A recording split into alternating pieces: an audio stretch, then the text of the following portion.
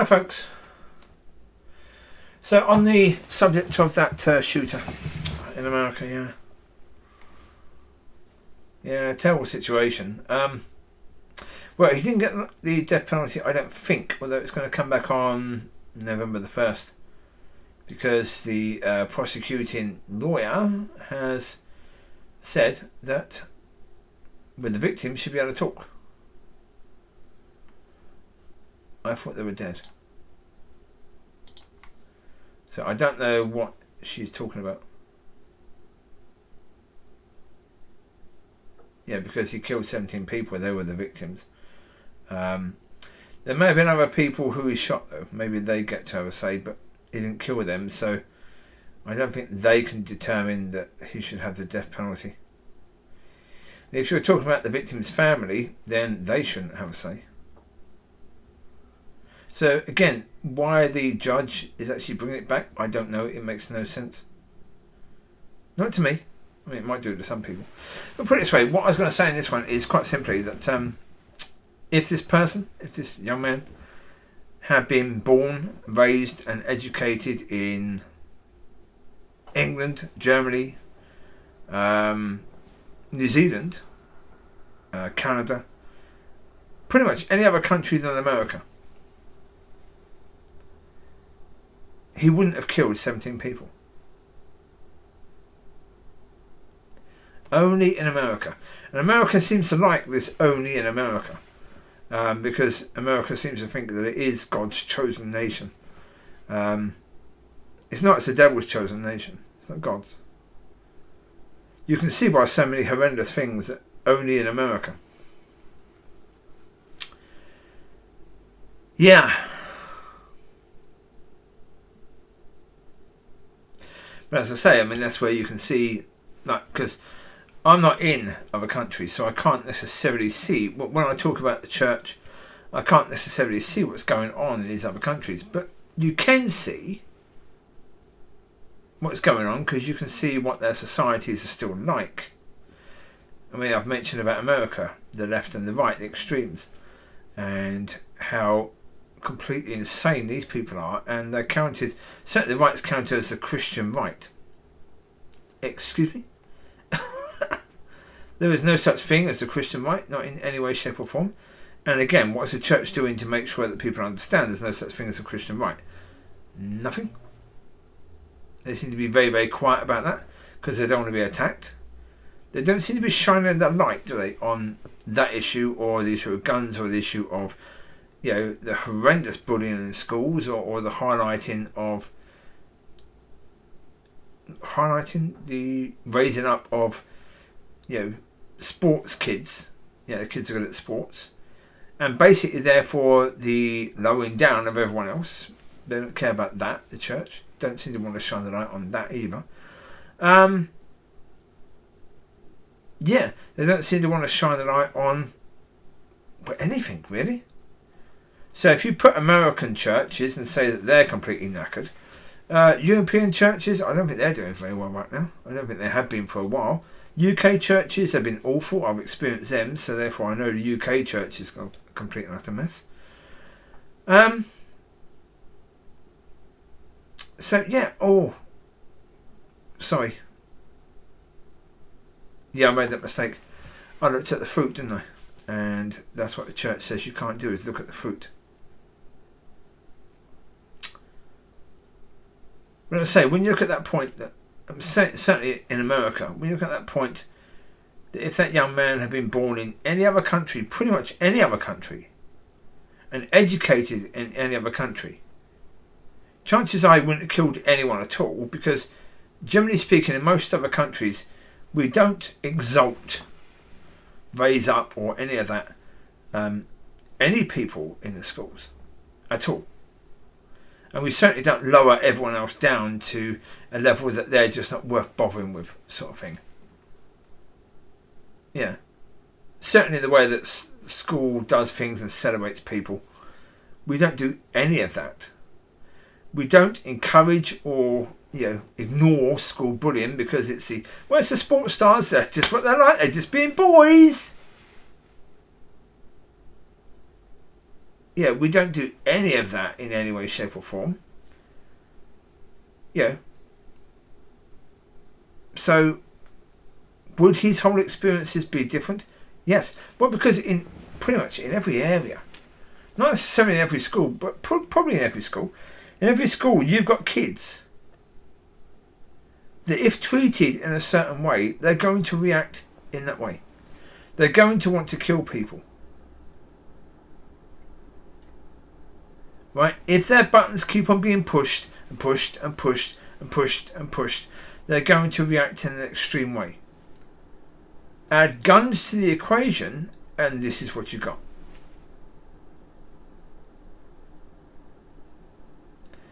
Now, is it a case where the church in America just doesn't understand this?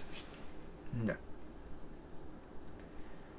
I think the church in America fully understands this, but do they want to stand up knowing that the gun-loving people, the National Rifle Association, NRA, are going to come for them and attack them?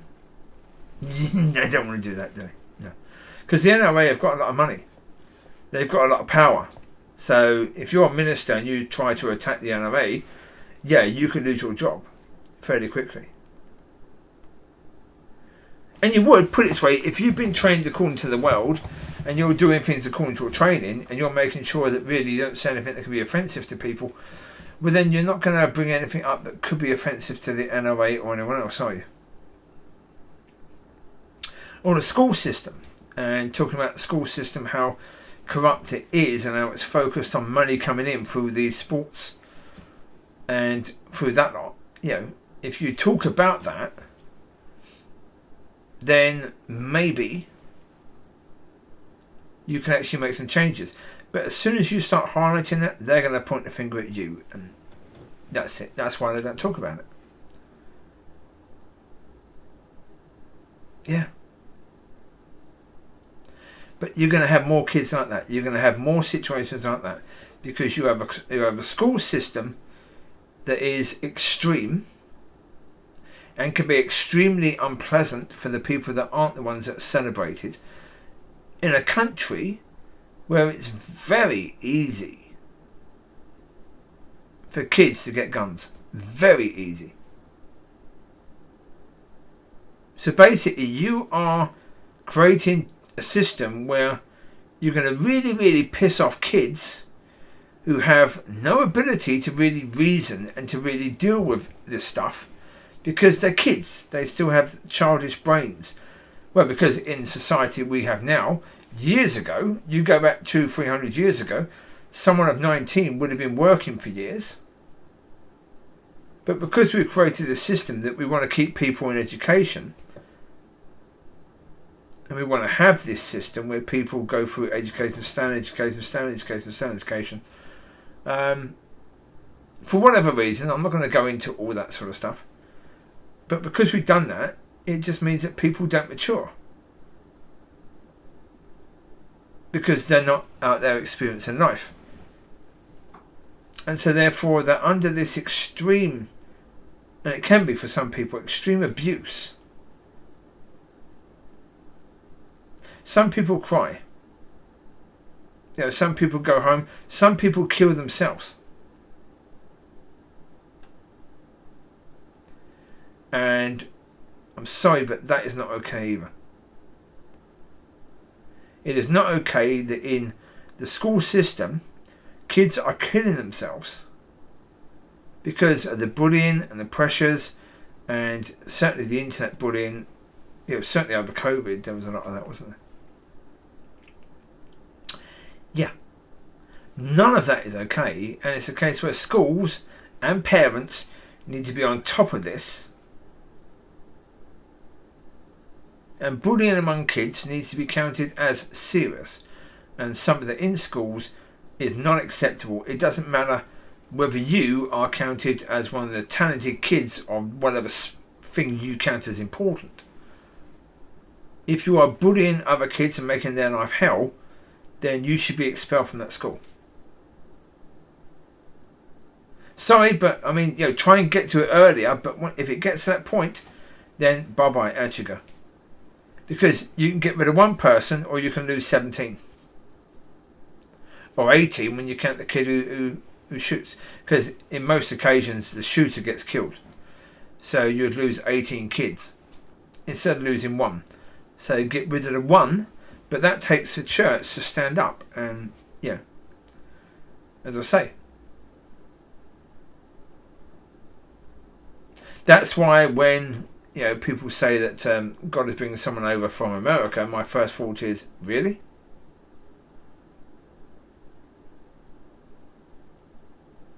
Well, from America? Really? From the country that has far more problems than any other country, really? Well, okay, Ukraine is a pretty important place right now for that, and so is Russia, China as well, but America, yeah, has a load of problems itself, and is a country that certainly is nowhere near sorted out with regards to its church. Nowhere near. It's probably the most fouled church of all, really. When you look at how big the problems are and how obvious the problems are in that country, and how quiet the church has been for a long, long time, you've got to say any decent minister should be there doing work there. Well, but again, no, okay, if God thinks that actually this person is perfect to come over here and his nature is exactly what his church needs, okay, cool. No, but as I say, my first thought is, why would God, why would God do that? I don't get why God would do that. That makes no sense at all. None.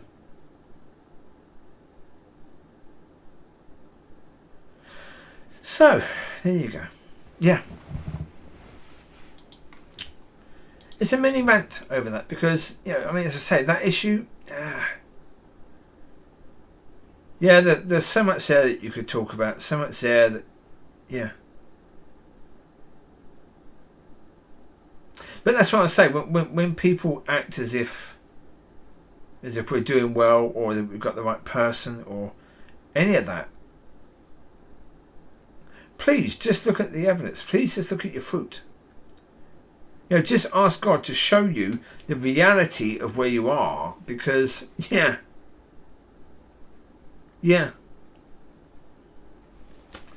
Well, again, put it this way. When we first come into understanding of sin, we look back at our lives and we think, blinking, oh, if only I'd have known about God and that I could be led and guided by Him during that time. We're in the same situation now as we were then. It's exactly the same, bringing our sin to Him and understanding that He's taken it and He's dealt with it. That's all you're doing, leaving that with Him and repenting and getting right with God.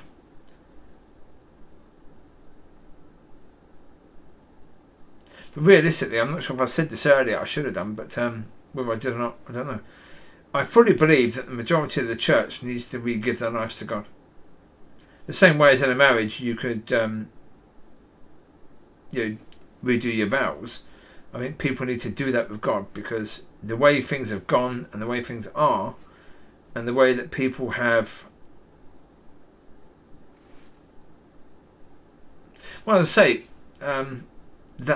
that will do attitude, that sort of thing, the way that people have fell into that, and it is a case of falling into it. As I say, do I think anyone has really chosen it? If they realise that they can be fully in with God, and okay, it would take a difficult maybe few days, few months, maybe a year, and then you'd be fully in with God, and you'd actually be able to thrive in your relationship with Him.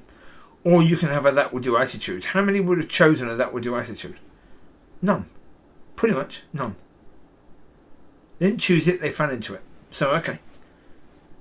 But with that being the case, people need to recommit their lives to God and re-give their lives to God in that way. But first of all, understand what it means. Because now you come from a different point of view. When you originally gave your life to God, you had really no understanding. Now you have an understanding. Well, certainly when you understand where you are now, you have an understanding of how not to do things, which is a great place to start. So, re-give your life to God, with a new understanding that you must see relationship with God and being led as essential, completely and utterly essential, as the most important thing in your life. Absolutely most important. And at one point, that may be more important than breathing. Well, because for your eternal destination, it really is more important than breathing. But you have to realise that. And if you give your life to God, realising all of that, then you go from where you've been to a situation where you're thriving. And that's what I believe needs to be the situation with church. How long that's going to take, it shouldn't take too long once people come to that understanding and realisation. But the problem is how long it's going to take for them to get to that. But that's a different matter. But that's why in situations like this, when a lot of lives have been destroyed, it is important for the church to stand up and say, we failed. The church in that town, in that city, in that county have failed.